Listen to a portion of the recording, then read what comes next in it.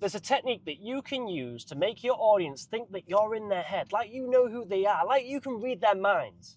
And that technique is projective dialogue. I learned this technique from a world champion public speaker called Craig Valentine. And in this video, I'm going to outlay what he personally taught me. I'm going to go through what is projective dialogue, how you can use projective dialogue in your speeches, how you can use projective dialogue to handle objections, how you can use projective dialogue to control the narrative, and how can you test that you're doing projective dialogue correctly in your speeches in real time. But before I get into that, I've got 2 links below. One link will give you the structure and the blueprint to creating an influential presentation. And the second link is all about improving your confidence. So if you shy away and you don't think you have the skills and the talents when it comes to giving a public speech, but you know you do when you're in private, check that one out. That will give you exercises to follow to help allow you to perform under pressure. I'll put the pictures of the posters right here. For the first one, what is projective dialogue? That is when you say what you think the audience is thinking. For example, you may be thinking X, or you may be wondering X, or at this point, you may be thinking X. And what this does is allow the audience to feel seen and understood. And once you can do that, it doesn't feel like you're talking to 100, 200, 300, 1,000, whatever the amount of people is in your audience. It now feels like you're speaking to them on a one-to-one basis. It feels more personal because you're stating the obvious that is in their mind. And when you can do that, that is when you will build the connection. And when you can build the connection, you will make them think, feel, or do something after listening to you. And that's why this tool is so underutilized, but I think it's so important to include in your meetings, your presentations, your pitches, even your conversations, because you can build that connection so easily that it feels illegal. Using projective dialogue to handle objections. Because sometimes when you give a speech, you might have an objection within that. Let's say you're pitching an idea. And when you're pitching this idea, the usual objection you get at the end of your pitch is the price. They always go, Johnny, I think the idea is amazing. I think it'll work well for our business, but it's a little bit out of our budget. If that happens to you every single time that you're giving a presentation, use it to your benefit. This is when, near the end, you could go, and you're probably thinking, yeah, it's a good product. Yeah, it could help our business, but it's a bit expensive. And this is where you can talk about the objection there and then. So when it comes to the end of the speech, you don't have objections from them. You've already covered them. So if someone complained about the price, you could say, yes, it is going to be a bit of a cost when you first initially start. It will have a bit of a net loss, but in the long term, it will save you in effort and it will save you in time. So it will bring a net gain to your business because it will allow you to invest your time into these things which are going to bring more money into your business. That is just an example. That is an objection that you may get in your presentation. So just think about, what objections do you normally get when you speak to people at work? And use that to your benefit. I'm going to give one more example. When I talked about the free resources below, you probably thought, what's in it for me? I probably should have said that.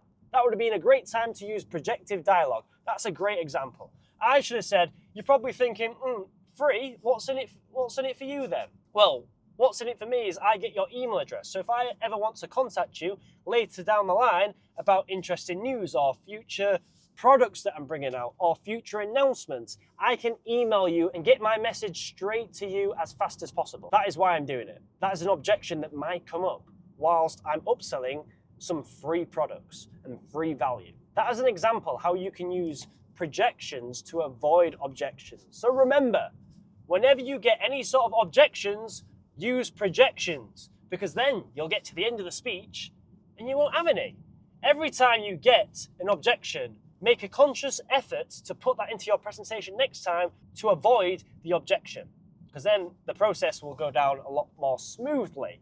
And although you can use them for objections, you can also use them to control the narrative to avoid the objections. By controlling the narrative, I mean controlling where you want your story arc to go, or where you want your message to go. For example, you may be thinking, what car am I driving right now? Now, you weren't thinking that right then, but I wanted you to think that. So I said it. And what I've done is open a loop. And this is a theory, I think Zig Ziglar made this one. is when people open loops, the audience automatically wants to close that loop. And they listen on until that loop is closed. There's a reason when you're watching series on Netflix, yeah, and you've probably got about 10 minutes left and you're thinking, all right, this is going to be my last series. I'm off to bed after this. I've already stayed up longer than I should do. I'm off to bed.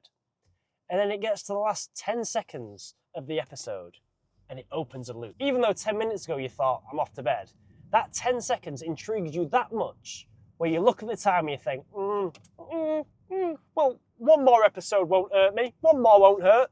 So you put on the next episode to close the loop. And that's how you keep people intrigued. It's by opening loops and closing loops. And if you can control the narrative by putting, you're probably thinking this, now they are thinking that. So you've put the narrative that you want in their mind. You control the direction. And I think this is the strongest way to use projective dialogue.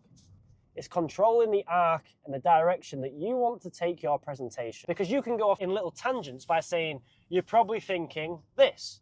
Let's say I'm talking about how I quit school to pursue fighting full time, and I get into that story. I could then go, you're probably thinking, why did I even start martial arts in the first place? And then I can go into that story instead, so I change the arc of the story. So literally by saying, you're probably thinking this, you can change the direction of where you want to go in the presentation, and it makes it transition from story to story smoothly. Now going into the last one. Oh, if you have not already, check the links below in the description, check them out, completely free. And I will teach you how to create an influential presentation. And not only will you be able to influence, you will also be able to get your message over in a repeatable manner. So people don't just remember it, they will repeat it. And that takes me on to the final step, which is, how do you actually realize if this is working in real time? Well, when you do any sort of projective dialogue, you should be looking at the reaction of your audience. Now, if they're smiling, that means the reaction is good. That means you've used projective dialogue correctly. I'm just at my house now. But if you haven't used the projective dialogue correctly, you won't see many reactions on their face. It'd be pretty blank.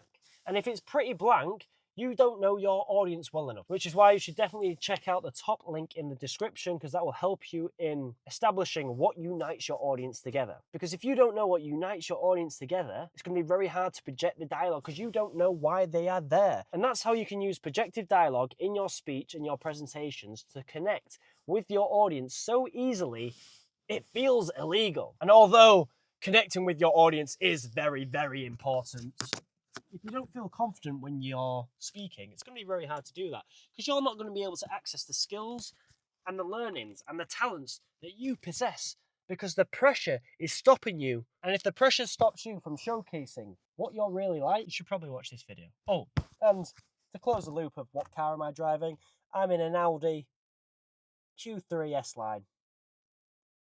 Bosh.